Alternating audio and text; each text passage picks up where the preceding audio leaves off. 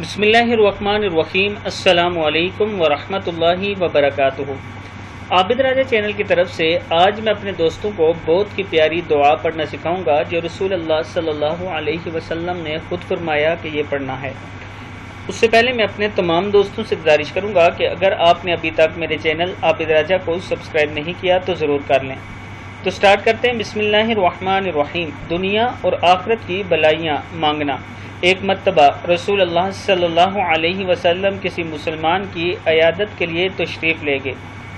وہ چوزے کی طرح ہو چکا تھا تو رسول اللہ صلی اللہ علیہ وسلم نے اس سے پوچھا، کیا تم کسی چیز کی دعا مانگتے تھے یا کوئی سوال کرتے تھے؟ اس نے کہا، جی ہاں، میں یہ دعا مانگتا تھا کہ اے اللہ، تو نے مجھے آخرت میں جو سزا دینی ہے وہ جلدی دنیا میں دے دے۔ تو رسول اللہ صلی اللہ علیہ وسلم نے فرمایا، سبحان اللہ، تمہارے اندر اس کی ہمت یا طاقت نہیں ہے، تم نے یہ دعا کیوں نہ کی کہ ربنا آتنا فی الدنیا حسنۃ وفی الآخرۃ حسنۃ وقنا عذاب النار۔